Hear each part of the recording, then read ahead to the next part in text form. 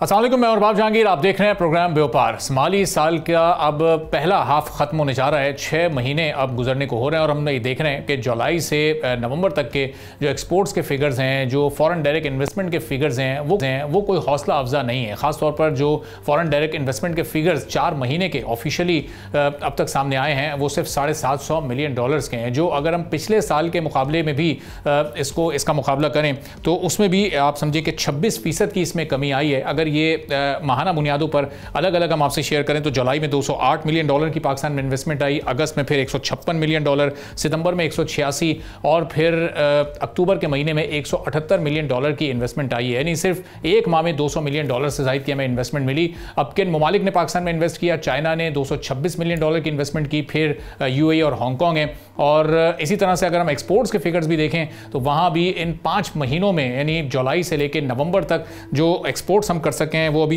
$13 अरब तक भी पाकिस्तान का ये ऑफिशियल फिगर नहीं पहुंचा, जबकि जो इंपोर्ट का फिगर है वो इस वक्त बढ़ते हुए $28 अरब को भी इन 5 माह में क्रॉस कर चुका है। तो ट्रेड डेफिसिट बढ़ रहा है, रेमिटेंसेज हमें ज़रूर मौसूल हो रही हैं, फॉरेन डायरेक्ट इन्वेस्टमेंट उस तरह से क्यों नहीं आ रही। इस साल हमने कुछ कामयाब कॉन्फ्रेंसेज भी देखी। चाइना में सितंबर के महीने में एक बिजनेस कॉन्फ्रेंस हुई, 250 कंपनीज का डेलीगेशन वहाँ गया। प्राइम मिनिस्टर ने कहा कि $6 से $8 अरब की पाकिस्तान में इस कॉन्फ्रेंस के जरिए इन्वेस्टमेंट होने जा रही है। तो उसके क्या फिगर्स अब तक ऑन ग्राउंड हमें नजर आ रहे हैं, इस पर हम बात करेंगे। कैसर अहमद शेख साहब वफाकी वजीर हैं सरमायाकारी के, हमारे साथ मौजूद हैं। बहुत शुक्रिया कैसर साहब, प्रोग्राम के लिए आपने वक्त निकाला। अब इन 6 माह में चलें, जो 4 महीने के ऑफिशियल फिगर्स आए अभी तक $750 मिलियन के, ये इतना कम क्यों है फ्लो इस वक्त फॉरेन डायरेक्ट इन्वेस्टमेंट का? क्या जो फॉरेन इन्वेस्टर्स हैं उनका पाकिस्तान में एतमाद नहीं है, लोकल इन्वेस्टर का एतमाद नहीं है? ये फिगर बढ़ क्यों नहीं पा रहा है माजी से?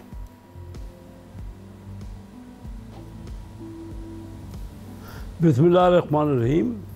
देखिए, ये जो फिगर्स दिए हैं वो तो आपने सामने दिए हैं, फिगर्स हैं, लेकिन इसमें ये देखने वाली बात है कि पाकिस्तान में हालात क्या रहे। इन 4 महीनों में तो पाकिस्तान में जंग के हालात रहे और सूरत हाल ये है कि हम पाकिस्तान की हुकूमत भी ज़्यादातर वो जंग के मामलात में रही ना। ये हमने नई जो इन्वेस्टमेंट की फैसिलिटेशन की है ना, एक तो आपने देखा होगा कि इस्लामाबाद में नया फैसिलिटेशन सेंटर बनाया है, फिर जो हमने नई स्कीम्स निकाली है ना, वो उसमें मकसद सिर्फ टाइम लगेगा। अभी हमने पूरी ये आसान कारोबार स्कीम जो है, आसान कारोबार एक्ट बनाया है, जो कि कौमी असम्बली से और सेनेट से पास किया है, ताकि रेगुलेशन जो है ना वो हमारे यहाँ मुश्किल थी। यानी लोगों को कई किस्म की रुकावटें थी, उनको इजाज़तें लेनी पड़ती थी, उनको लाइसेंस लेने पड़ते थे, उनको परमिट लेने पड़ते थे। वो हम ख़त्म कर रहे हैं, वो हम रेगुलेशंस को बेहतर कर रहे हैं। बोर्ड ऑफ इन्वेस्टमेंट भी और SIFC भी मिल के कर रहे हैं। तो ये पहली बार हुआ है पाकिस्तान में, हालांकि ये बहुत अर्सा पहले हो जाना चाहिए था। अभी भी हम डुप्लीकेशन है, वही काम रेगुलेशन फेडरेशन करता है, वही सूबा करता है, वही म्यूनसिपल लेवल पे होता है। तो ये पाबंदियाँ हैं। बाहर वाले इन्वेस्टर को तो आसानियाँ चाहिए। आज दुनिया का हर मुल्क ज़्यादा से ज़्यादा आसानियाँ दे रहा है, तो हमने ये आसानियाँ देनी शुरू की हैं। फिर हमारे यहाँ SEZ की जो स्कीम है वो शुरू हो रही है, और SEZ जो है वो उसमें स्पेशल इकनॉमिक जोन, जिसमें कोई अगर मशीनरी मंगाएगा तो वो उसकी ड्यूटी नहीं है, और 2035 तक उसका टैक्स नहीं है, इनकम टैक्स ज़ीरो है। पाकिस्तान में कॉर्पोरेट टैक्स बहुत ज़्यादा है, टैक्स के रेट बहुत ज़्यादा है। लोग ज़्यादातर इन्वेस्टमेंट लोगों ने जाके पाकिस्तानी कंपनियों ने भी दुबई में कर दी। काफ़ी 18-20 बिलियन डॉलर की इन्वेस्टमेंट वहाँ हो गई है पाकिस्तानियों की। और हमारे यहाँ यही कि ब्यूरोक्रेटिक एप्टीट्यूड, फैसिलिटेशन का कम होना, हमारे यहाँ सुर्ख फीता, ये वो बार वाले शिकायत कर रहे हैं। और अभी आपने देखा कि IMF ने जो खबर दी है कि वो हमारे यहाँ करप्शन जो का कोई मिकदार बताई है, ये करप्शन अभी की नहीं है, ये पिछले 35-40 सालों से लगातार यही करप्शन की फिगर्स हो रही है। ये फिगर्स भी पिछली हुकूमत की हैं, लेकिन जब भी कोई ट्रांसपेरेंसी इंटरनेशनल ने ख़बर दी है पाकिस्तान का नंबर बहुत कम है ट्रांसपेरेंसी में, तो हमें ये चीज़ें दूसरे मुल्कों के मुकाबले में बेहतर करनी है। हम कर रहे हैं, ये इस वक्त हम अग्रेसिवली शुरू है। प्राइम मिनिस्टर साहब ने तमाम मुल्कों के दौरे किए हैं। आपने ख़ुद जिक्र किया चाइना का बोर्ड ऑफ इन्वेस्टमेंट, हमारी मिनिस्ट्री जो है वो तकरीबन प्राइवेट हमने B2B कंपनियों को अरेंज किया ताकि वो अपने ख़र्चे पे और अपनी एकोमोडेशन पे वहाँ गए, क्योंकि उनका इंटरेस्ट था ना। वो उन्होंने चाइनीज़ कंपनी से इंटरेक्शन किया और BOU साइन किए, MOU साइन करिए, sorry MOU memorandum of understanding sign किए और हमने जॉइंट वेंचर साइन किए। वो उसका रिज़ल्ट आना अभी बाकी है। मैं मानता हूं कि इन्वेस्टमेंट नहीं बढ़ रही।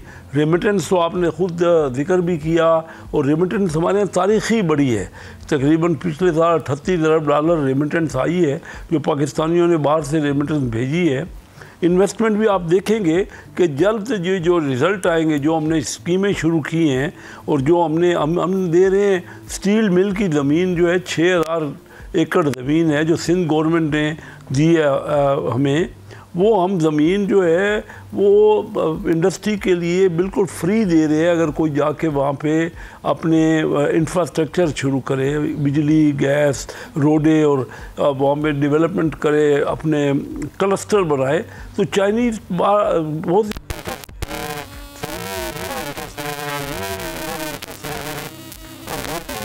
इंटरेस्ट ले रही है। अमेरिका का वो बहुत बड़ी इंटरेस्ट है। मैं मान रहा हूँ कि इस वक्त तक डायरेक्ट फॉरेन इन्वेस्टमेंट नहीं बढ़ी, लेकिन अगले 2 सालों में हम आपको बहुत लुक्रेटिव रिज़ल्ट देंगे। मैं होपफुल हूँ। ये चीज़ें जो हैं वो हमारे यहाँ कमी थी, हमारे यहाँ सुर्ख फीता था, हमारे यहाँ रुकावटें थी, हमारे यहाँ ब्यूरोक्रेटिक, अभी हमने ट्रेन ही नहीं किया अपने ब्यूरोक्रेट को, फैसिलिटेशन की। हम तो रुकावटों की तरह लगे रहे, हम तो उनको रोकने के कि कहीं कोई ऐसा गलत काम ना हो जाए। हालांकि पूरी दुनिया में फैसिलिटेशन होती है और एक्सपोर्ट लेड ग्रोथ ही हो रही है। इन्वेस्टमेंट आएगी और फिर टेक्नोलॉजी आएगी, पैसा, सरमाया भी और टेक्नोलॉजी भी, तो फिर ही कोई ना कोई एक्सपोर्ट लेड ग्रोथ हो सकती है। और ये ज़रूरी है। हम हर सूरत में हमने इन्वेस्टमेंट के ऊपर जोर दिया, और मैं आपको यकीन दिला रहा हूँ कि इंशाल्लाह बेहतर रिजल्ट अगले महीनों में आपको मिलेंगे। तो कैसा भी जो जॉइंट वेंचर्स होते हैं, जैसे अभी चाइना में आपने जिक्र किया कि 300 चाइनीज़ कंपनीज़ को लाइनअप किया गया और B2B वहाँ पर मीटिंग्स हुई, MOUs भी साइन हुए, जॉइंट वेंचर्स भी हुए। जी, मेरी आवाज़ आ रही है कैसे साहब? तो ये बताइएगा, जो चाइना में जॉइंट वेंचर्स हुए हैं, जो प्राइम मिनिस्टर ने कोट भी किया था, 5-6 अरब डॉलर वहाँ से इन्वेस्टमेंट आएगी, तो ये 4 माह में भी सिर्फ $226 मिलियन ये अमाउंट आ सका है। ये असल में कुछ ज़्यादातर MOU वहाँ साइन हुए, memorandum of understanding, joint venture भी साइन हुए। तो वो देखिए ना, उसको फॉलो अप हो रहा है। और हर चीज़ को कारोबार में टाइम लगता है। हमारे यहाँ पावर के रेट ज़्यादा थे, हमारे यहाँ कुछ जो मैंने पहले सारी बात की कि जो पाबंदियाँ थी, तो ये ग्रेजुअली कन्विंस कर रहे हैं हम अपने फॉरेन इन्वेस्टर्स को। और आप कहते कब आएंगी, तो इंशाल्लाह ग्रेजुअली ये बेहतर होगा। बिल्कुल ये मैं नहीं कह रहा कि फौरी तौर पे 6 महीने में ये आ जाएगी, यानी हम तो पूरा फैसिलिटेट कर रहे हैं। और पाकिस्तान में रिज़ल्ट भी बहुत अच्छे हैं। पाकिस्तान का बॉटम लाइन आप स्टॉक एक्सचेंज का देख रहे हैं कि one of the best company in the Asia, rather I should say the best company in last 2 years in Asia. तो वो पाकिस्तान स्टॉक एक्सचेंज है। तो लोगों को रिज़ल्ट मिल रहा है उसका।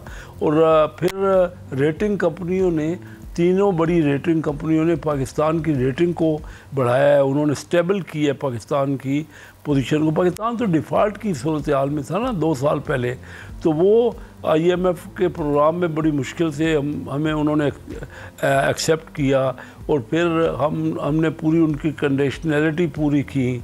और फिर ये पहले कोविड का दौर था, उस वक़्त आप देख रहे थे कि हमारे यहाँ सिर्फ जो रेमिटेंस जो प्रॉफिट थे बाहर की कंपनियों ने कमाए, वो प्रॉफिट रिमिट नहीं हो रहे थे, बाहर रिपैट्रिएशन नहीं हो रही थी। तो ये सारी चीज़ें बेहतरी होना शुरू हो गई है।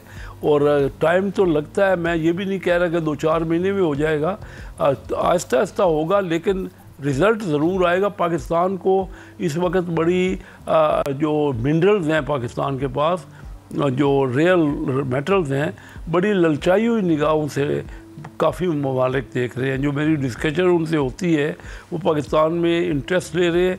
हमारे यहाँ लॉ एंड ऑर्डर की सूरत हाल और सिक्योरिटी की सूरत हाल को भी हम बेहतर कर रहे हैं। तो ये सारी चीज़ें इन्वेस्टमेंट के लिए ज़रूरी होती हैं। लोकल इन्वेस्टर जो है वो सबसे पहले तो इन्वेस्ट करता है किसी भी कंपनी में। हमारे यहाँ अपने यहाँ हालात रहे, हमें क्यों नहीं समझ आ रही कि हम अपने दफ्तरों को ठीक करेंगे ना। ये तो पहले दिन से ही है। FBR आज भी आप देख रहे हैं, मैं खुद हुकूमत में हूँ। मैं आपको बताता हूँ कि हमारे लोग जो है, क्योंकि मैं कराची चैम्बर का भी प्रेसिडेंट रहा और मेरा बेटा Lahore chamber of commerce industry का प्रेसिडेंट रहा और मेरा तल्लक है उनसे, रिप्रेजेंट करता हूँ। तो मैं ये देखता हूँ, रोज़ उनकी बातें सुनता हूँ ना, वो ये कहते हैं कि हमें काम करने दिया जाए। एक छोटा कारोबारी जो है ना, SME जो स्मॉल एंड मीडियम एंटरप्राइज है, वो इतनी ज़्यादा रेगुलेशंस को, यानी इतनी ज़्यादा जो हमने FBR वाले ग्रेजुअली उसका आदी हो सकता है। टैक्स का रेट भी ज़्यादा है, तो इस वजह से पहले लोकल इन्वेस्टर जो है इंटरेस्ट नहीं ले रहा था, तो उसने काफ़ी जाके दुबई में इन्वेस्टमेंट कर दी। मैं उनसे कहता हूँ आप पछताएंगे। मैं जो कि पाकिस्तान में जो लुक्रेटिव रिजल्ट हैं, जो बॉटम लाइन है, वो वहाँ आपको नहीं मिलेगी। वहाँ टैक्स के रेट कम है, हमारे कॉर्पोरेट रेट ज़्यादा थे, तो ये एक वजह थी। लेकिन अब मैं जो जिक्र कर रहा हूँ कि नई जो SEZ हमने शुरू की हैं, उसमें का रेट, इनकम टैक्स रेट 0 है और 2035 तक है। तो ये सारी चीज़ें ख़ुद वो इन्वेस्टर जिन्होंने दुबई में इन्वेस्टमेंट की है, मैं आपको फ्रैंकली बताऊँ, मेरे तल्लक वाले दोस्त अहबाब सारे इंडस्ट्री में हैं, तो वो अब रिग्रेट कर रहे हैं। वो कह रहे हैं कि हमारी क्योंकि उन्होंने टैक्स एविजन की है, उन्होंने टैक्स बचाने के लिए ना वहाँ बाहर सरमायाकारी की है।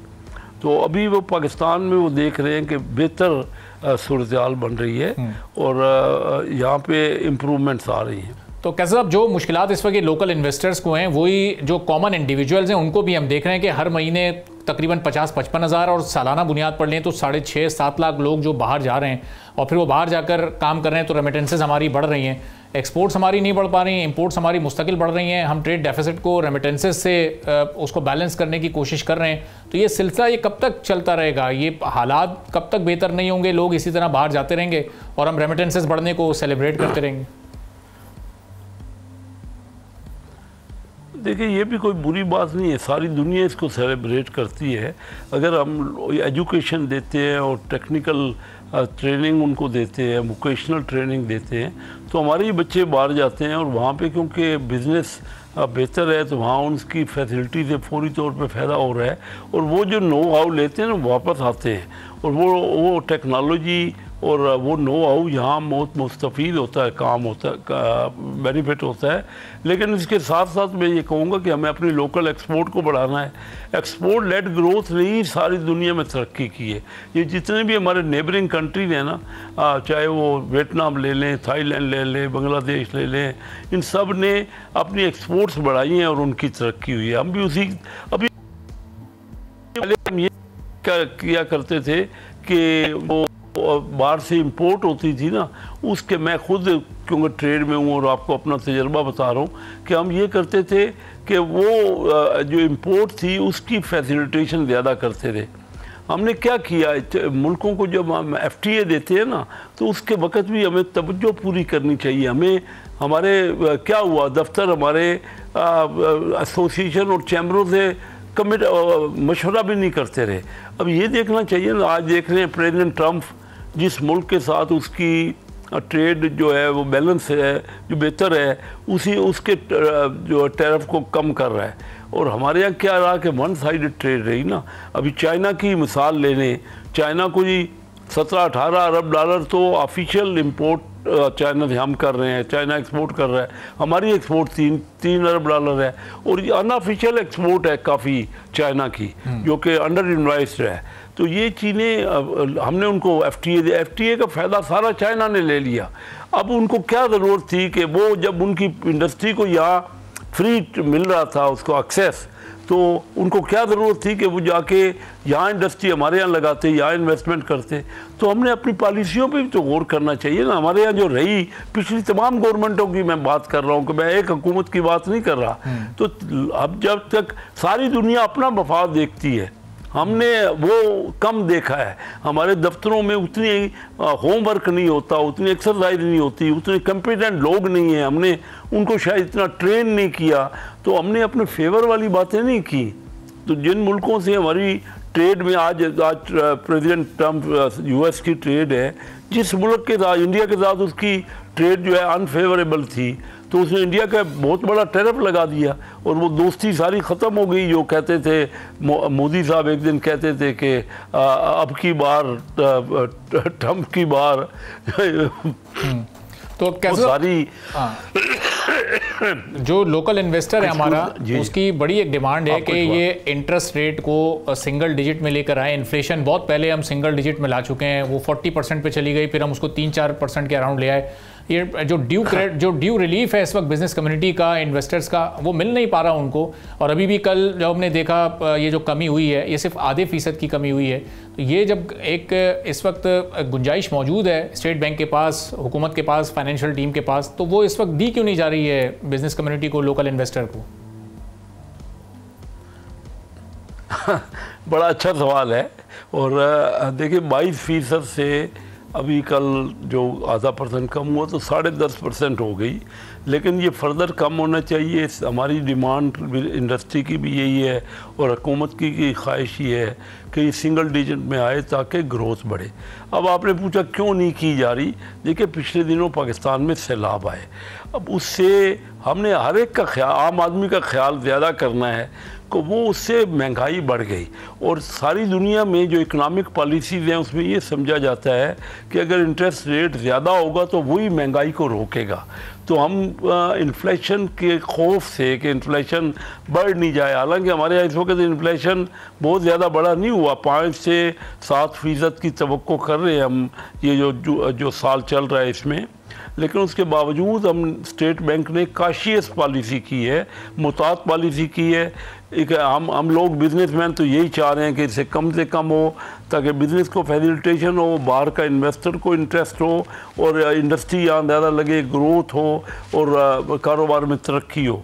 लेकिन क्योंकि हम IMF के प्रोग्राम में हैं और IMF भी इस बात को बड़ा कंसीडर कर रहा है, वो कहता है अगर आप रेट कम कर देंगे, एकदम ज़्यादा कम कर देंगे तो इन्फ्लेशन बढ़ जाएगा और इन्फ्लेशन को किसी सूरत में भी एक्सेप्ट नहीं किया जा रहा। सही। तो कैसा इससे जो हमारा एग्जिस्टिंग इस वक्त जो मैन्युफैक्चरिंग का शोबा है, ख़ासतौर पर टेक्सटाइल का सेक्टर, वो बड़ा मुतासर हो रहा है। एक तवील अरसे से हम 17.5 अरब डॉलर के ऊपर खड़े हुए हैं, हम उसमें एक 20 अरब डॉलर का बैरियर नहीं क्रॉस कर पा रहे हैं। मैं आपकी बात से एग्री करता हूँ। ये क्या किया, मैं हूँ बिजनेसमैन और उनको नुमाइंदगी करता हूँ, मैं अपनी बात कर रहा हूँ कि हम लोगों ने क्या किया। हमने टर्फ में 3 अरब डॉलर ले लिए। रज़ा बाकर साहब जब गवर्नर थे स्टेट बैंक PTI के दौर में, उन्होंने 150 अमीर आदमियों को 3 अरब डॉलर लुटा दिए। उस वक़्त रेट था 110 रुपये डॉलर और 10 साल के लिए इंटरेस्ट रेट भी 0%, 0। उन्होंने कहा जी हम इंडस्ट्री लगाएंगे और एक्सपोर्ट बढ़ेंगे। तो हम भी तो ट्रेडर अपना ख्याल करें ना, जब बिजनेसमैन भी ख्याल नहीं करेगा मुल्क का, उन्होंने किधर गया, वो एक्सपोर्ट क्यों नहीं बढ़ी। जब इतनी इंडस्ट्री 3 अरब डॉलर, हम पाकिस्तान को डिफ़ॉल्ट का डर हो गया और उनको पूछने वाला कोई नहीं है। मैंने बार बार स्टैंडिंग कमेटी फाइनेंस का चेयरमैन था, तो आपको याद होगा कि बार बार कहता रहा, रज़ा बाकर से भी कहता रहा, उमर साहब से भी कहता रहा, हमारे मौजूदा जो गवर्नर है, कि भाई वो लोगों के नाम तो डिस्क्लोज करो जिन्होंने उनको, और उनकी इंक्वायरी तो करो, उनका पूरा मेरे कोलीग हैं, मेरे रिश्तेदार हैं। लेकिन मैं ये समझता हूँ कि मुल्क के लिए बेहतर ये है कि आप ये तो चेक करो ना कि अकाउंटेबिलिटी के सही पैसा लगा कि नहीं लगा, मशीनरी प्रॉपर आई कि नहीं आई, ओवर इन्वाइसिंग तो नहीं हुई उस पर, या प्रॉपर्टी तो नहीं खरीद ली गई, या बैंकों में तो पैसा नहीं रख दिया गया। 0% पे बगैर सोचे समझे 3 अरब डॉलर 150 अमीर लोगों को 10 साल के लिए फ्री दे दिया गया। आज वही रेट 110 की बजाय 280 रुपये डॉलर है और उस रेट पे लोग ले रहे हैं। फिर रेट ऑफ इंटरेस्ट आपके सामने है, अभी कम करके हमने 9.5 की है, 0 उनको 0 पे मिला हुआ है। और फिर वो मशीनरी क्यों नहीं आई और उसकी एक्सपोर्ट क्यों नहीं बढ़ी। तो हम लोगों को भी चाहिए, मुल्क जो सबसे पहले है, पाकिस्तान सबसे पहले है, तो हम दोनों साइडों से, हुकूमत को भी चाहिए तो फैसिलिटेट ज़्यादा करें। मैं इस वक्त उन लोगों में हूँ जो दोनों साइडों पे हूँ, इसलिए मैं दोनों साइडों को देख रहा हूँ और देख रहा हूँ कि हमारे यहाँ दोनों जगह गलतियाँ हुई हैं। हुकूमत ने, उनके यहाँ ब्यूरोक्रेट्स ने बहुत तवज्जो नहीं की और वो खामखा की रुकावटें लोगों को डाली, फैसिलिटेट नहीं किया। FBR को देख लें, FBR से बंदा डरता है, कोई भी कारोबारी खुश नहीं है FBR से, हालांकि उनके यहाँ तवज्जो करी। वो सिर्फ हमेशा पाकिस्तान की तारीख में 78 साल FBR जो है वो रेवेन्यू का हासिल करने की तरफ तवज्जो की है। मैं खुद 1980 में Karachi chamber of commerce industry की टैक्सेशन और कस्टम कमेटी का चेयरमैन था, आज से कोई 45 साल पहले। तो मैं तो उस वक्त से देख रहा हूँ FBR को, उसकी तवज्जो सिर्फ ये है कि टैक्स ज़्यादा वसूल किस तरह करना है, और दुनिया में दूसरे मुल्कों की तवज्जो क्या रही है कि फैसिलिटेट किस तरह करना है। मैंने कोरिया को देखा, जब शुरू में उनसे बिजनेस शुरू किए, कोटरा उनकी कंपनी थी जिसने फैसिलिटेशन शुरू की, और दूसरी तरफ जब ताजरों को पैसे मिले या बिजनेसमैनों को मिले, जो टेक्सटाइल की आप बात कर रहे हैं, बहुत बड़ा कर्जा ये $3 अरब में टेक्सटाइल को मिला, तो चाहिए थी नहीं कि टेक्सटाइल की एक्सपोर्ट बढ़ती, वो मशीनरी किधर गई और क्यों नहीं उसने एक्सपोर्ट बढ़ाई। तो हम खुद भी तो देखिए ना, मुल्क को सबसे पहले ये जो इन्वेस्टमेंट हुई है दुबई में, तो ये क्यों हुई है इन्वेस्टमेंट? पाकिस्तान को छोड़ के दुबई में इन्वेस्टमेंट हो रही है क्योंकि टैक्स नहीं दिया गया। ज़्यादातर सही लोग भी होंगे, मैं कोई सबकी बात नहीं करता, मैं ये करता हूँ कि ये क्या हुआ। अगर आप टैक्स को, बिजनेसमैन की बात कर रहा हूँ, कि उनको भी चाहिए कि प्रॉपर टैक्स भी दे, अपनी डॉक्यूमेंटेशन भी करे, और गवर्नमेंट को चाहिए कि वो अनड्यू किसी को हैरास ना करे। सही। तो ये तभी हमारा मुल्क आगे बढ़ेगा। इकानमी हमने 78 साल में क्या रिजल्ट दिया। देखिए ना, मैं आपको बताता हूँ, चाइना में पहली बार गया 72 में, तो यकीन जानिए कि वो मुझे मेरी शक्ल देखने के लिए सैकड़ों लोग इकट्ठे, या लोगों की, पाकिस्तानियों की शक्ल देखने के लिए, हम बिजनेसमैन जाते थे कराची और लाहौर से, तो हमें देखने के लिए ठट लोगों के लग लेते थे ये कौन से लोग हैं। ना उन्होंने टीवी उनके पास था, उन्होंने दुनिया के लोग देखे ही नहीं हुए थे, एक कार उनके पास नहीं थी, और आज दुनिया की सबसे ज़्यादा गाड़ियाँ उनके पास है। उनके यहाँ तो जमहूरियत नहीं है ना, उन्होंने 70 करोड़ लोगों को गुर्बत से निकाल दिया ना। तो सब ने मेहनत हमने करनी है, अभी भी ठान ले, मुल्क सबसे पहले है, कीमती हमारा बहुत यहाँ पे मुल्क में सरमाया भी लगा हुआ है। और क्या किया, स्टेट ओन एंटरप्राइजेज में कोई 5-6 हज़ार इस वक्त करोड़ रुपया, 5-6 हज़ार अरब रुपया इन्वेस्ट हुआ है स्टेट ओन एंटरप्राइजेज में, और हर साल वो जो सारे बड़े काबिल और एक्सपर्ट उसके है, वो 800 अरब रुपए का खसारा निकालते हैं, घाटा निकालते हैं। मैं अपने बच्चे को अगर कोई 50 लाख रुपया देता हूँ तो मैं उससे पूछता हूँ ना साल बाद कि तुमने रिजल्ट क्या दिया।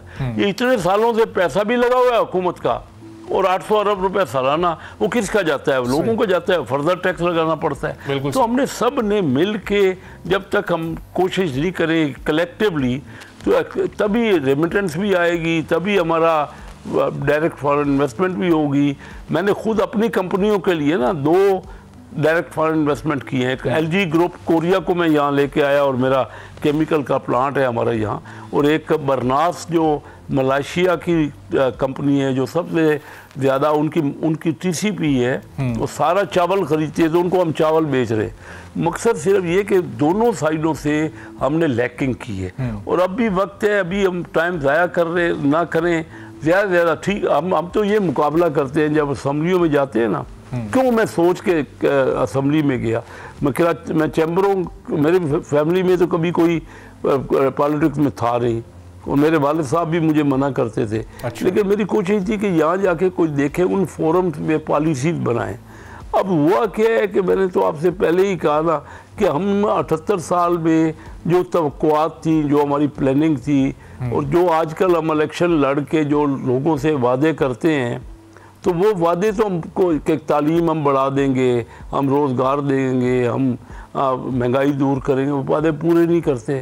तो हमारी जब तक हम सब मिल के मुल्क के लिए नहीं सोचेंगे, रिजल्ट नहीं निकलेगा ना। रिजल्ट तो तभी निकलेगा कि दोनों साइडों में लैकिंग रही। 78 साल में हमने किसी एक साल भी 10% ग्रोथ नहीं की, 6% से ऊपर ग्रोथ हमारी नहीं हुई। 60s और 70s में 6% ग्रोथ होती थी। चाइना ने 35 साल लगातार 10% से ज़्यादा यानी डबल डिजिट में ग्रोथ की है, तो तब आज उनके 70 करोड़ गरीब जो थे, जब हम सिर्फ ये बैठे हैं कि जी जमहूरियत तो बिल्कुल अच्छी चीज़ है जमहूरियत, और अदालतों के फैसले भी बड़ी अच्छी चीज़ है, लेकिन चाइना को आप देख लीजिए ना, बड़ा तो तरक्की तो चाइना ने की है इन पिछले 50-60 सालों में, और मैंने खुद देखा है उनके पास एक कार नहीं थी, जैसे मैंने आपको जिक्र किया, वो उनके पास तो लड़के और लड़कियां एक का शनाख्त करना मुश्किल था, क्योंकि एक ही किस्म के उनके बाल होते थे लड़कियों के भी, और वही मेकअप होता नहीं था उनके पास, और वो पता नहीं लगता था कि ये लड़का कौन हमारे साथ बैठा है और लड़की कौन, जो बिजनेस के लिए 2-3 इकट्ठे। तो ये केस स्टडी के तौर पे बिल्कुल मिसाल कैसा मौजूद है चंद। लेकिन एक आखिरी सवाल अगर मैं आपके सामने रखूं कि ये अब इस साल जो हुकूमत ने 1 साल पहले उड़ान पाकिस्तान प्लान अनाउंस किया अपना, इस 1 साल में ये वक्त ज़ाय हुआ है या उसके आदाफ की तरफ हम थोड़ा सा बढ़े? अगले 4 साल में क्या वो आदाफ हम हासिल कर सकेंगे जिसमें एक्सपोर्ट डबल भी करना है? हमने बड़ा सीरियसली, प्राइम मिनिस्टर शहबाज शरीफ साहब ने और उनकी टीम ने बड़ी मेहनत की है, बहुत ज़्यादा मेहनत की, लेकिन जैसे मैंने कहा ना कि उनको भी इंफ्रास्ट्रक्चर चाहिए था ना सारा, उसकी तरह हम बड़े हैं। हमने आदाद रखे हैं कि अगले 10 सालों में हम $1 ट्रिलियन की इकानमी हो जाएंगे, और इसकी तरफ हम कोशिश कर रहे हैं। एहसन इकबाल साहब बहुत काबिल शख्सियत है, और इसी तरह हमारी टीम पूरी है। देखिए उसकी तरफ बढ़े हैं, लेकिन मैं आपको जो बताना ये चाह रहा हूँ कि अगर हम आपस में लड़ते रहेंगे, पहले पीपल पार्टी और मुस्लिम लीग लड़ती रही, अब वो PTI जो है वो वही चोर डाकू की बातें कर रही है। देखिए हमें चार्टर ऑफ इकानमी करना पड़ेगा, कोई भी लॉन्ग टर्म, ठीक है पॉलिसीज आप अपनी रखें, लेकिन चार्टर ऑफ इकानमी के बगैर कोई भी कौम आगे नहीं बढ़ सकती। ये जो हम प्राइवेटाइजेशन करने जाएं, तो पीपल पार्टी तो प्राइवेटाइजेशन के ख़िलाफ़ है, तो क्या करेंगे? नुकसान करते रहेंगे मुसलसल। पर जो डैम बनाने हम बना रहे थे, पार्टियाँ कंसेंसस नहीं है उसमें, तो मुल्क तो तभी आगे बढ़ता है अगर सारे मुल्क के बारे में हम सोचेंगे। ठीक, ये मेरा पॉइंट ऑफ व्यू है। बहुत बहुत शुक्रिया कैसर अहमद शेख साहब, वफाकी वजीर बराए सरमाकारी, हमारे साथ मौजूद आपने सुनी। एक ब्रेक लेते हैं छोटा सा, ब्रेक के बाद वापस आएंगे, एक और आम मौजू पर बात करेंगे। सब्सक्राइब करें और बेल दबाएं ताकि कोई खबर रह न जाए।